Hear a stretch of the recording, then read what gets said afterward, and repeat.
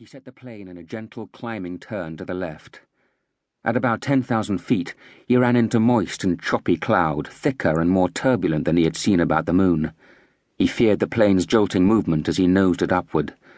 There was the sense of something else up there with them, another element bearing down on the clean lines of his flight.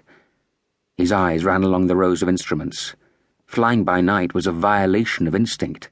There were no steeples or bridges from which to take a bearing, no flash of wingtip or underbelly to show the vital presence of other aircraft. The Spitfire pilot's speed and daytime coordination were of no use. There were needles in glass jars, and you had to trust them. Even when you swore you could feel the brush of treetops on the undercarriage, you must believe the altimeter's finger pointing at 10,000 feet. As the thudding air screw churned up the night, Gregory stretched inside his clothes.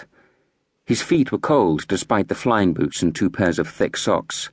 He lifted them momentarily off the rudder bars and stamped them on the floor of the plane. Kilpatrick and Simmons had laughed when they came to fetch him to the mess after a flight one day and found him with his feet in a basin of hot water. He was crossing the coast of England.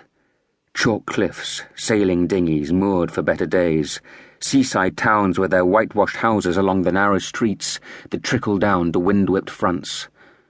When, as a boy from India, he had been sent to school by the English coast, he had hated that wind and the blank sea with its baggy grey horizon.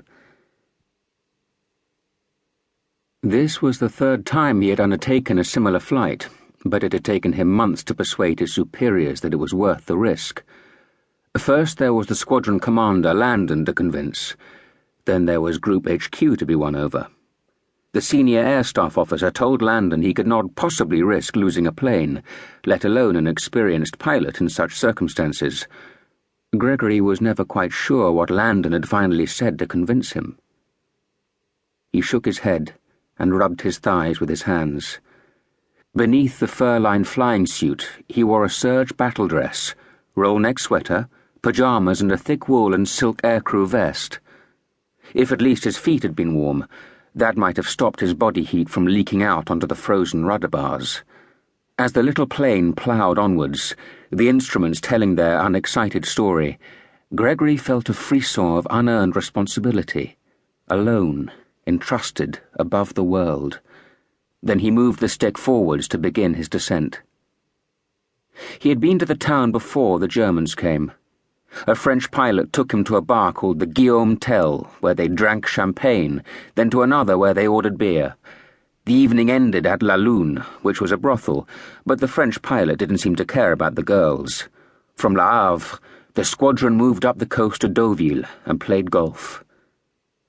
When he dropped into the cloud, Gregory began to feel the familiar, unwanted sensation of such movements. Someone would soon try to kill him. In Le Havre, an anti-aircraft gunner, though he didn't yet know it himself, would concentrate only on this murder. When Gregory had experienced ground fire from British and French batteries, who had wrongly identified his aircraft as German, it had made him aware that the plane was nothing more than a few pieces of airborne metal and wood.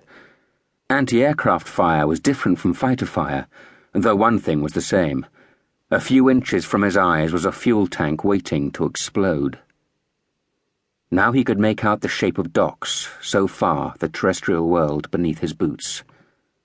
There were minimal lights, evidence of some defensive caution, but he could remember from his study of photographs where the oil tanks were.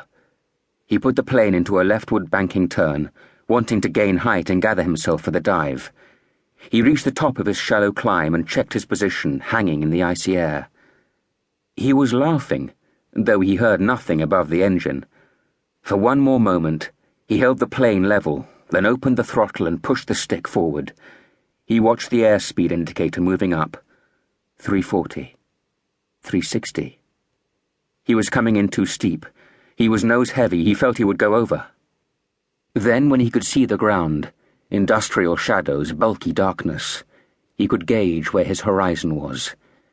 He held the stick steady. Gravity was starting to push his eyes back into their sockets, and he began to swear. He could see what he took to be the oil depot and twitched the rudder to align himself.